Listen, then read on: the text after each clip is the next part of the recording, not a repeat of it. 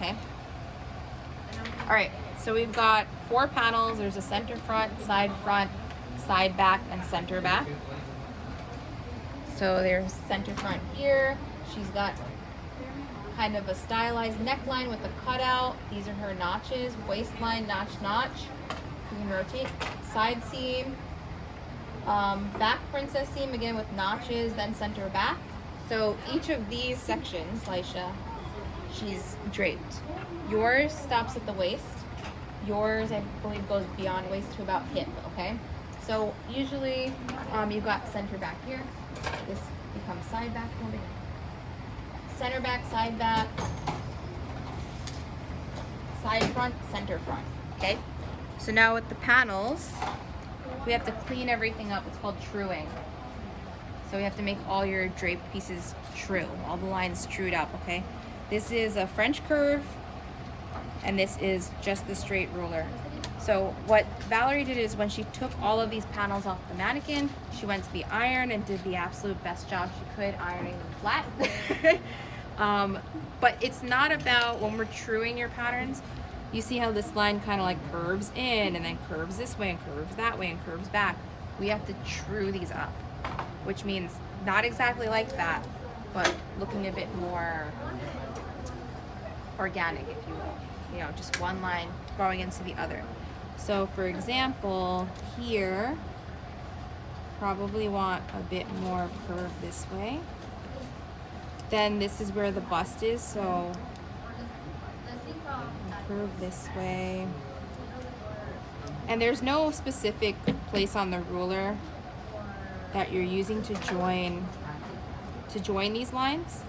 So you can rotate the ruler this way. We just want to find what's closest as possible.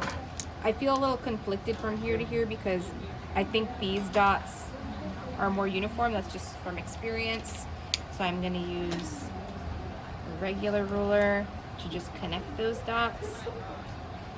And this is where I'll step in and look at your draping. Down here even, I want there to be a little bit of curve. So if you come into an area of your drape where you're not 100% confident with how to join them, just let me know and I'll come take a look at it.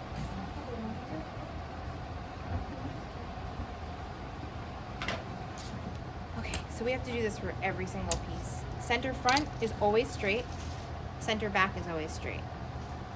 Okay, when we get beyond the hip, unless you have something a bit more stylized like hers, kind of swoops a bit, that would typically go straight up and down, okay?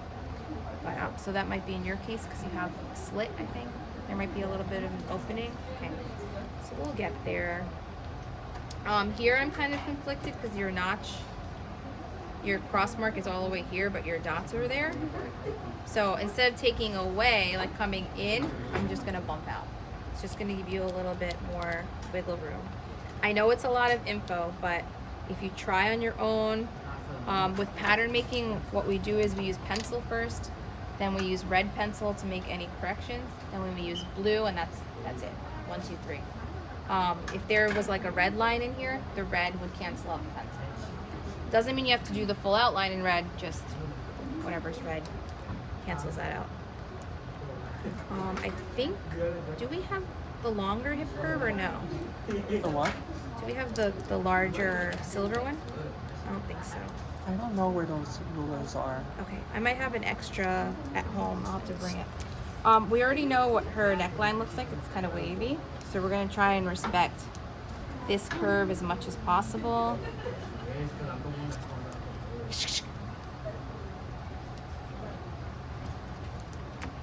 Also, why not just like when you're tracing it, instead of dots, why can't you do like a line? Connecting the dots. You're drawing on something that's soft. Even though it's hard, it's a hard form. It's still fabric, and it's still the tape on top of the fabric. So the fabric might shift a little. So when you're just dotting, it's a little bit more precise. You want to get right in the middle of the tape for each of those lines. But you and I are gonna do a one-on-one, and we'll show you, because you haven't gotten to marking yet, right? Even for here, so you can see that this is center front, as is this. We're gonna straighten that as best as possible. So that's why you have your cross marks. So in a case like this where your neckline meets center front, we know that that's where it starts and that's where it ends. Okay. Now that we've outlined almost all of it, you know, the last bit is probably down in here.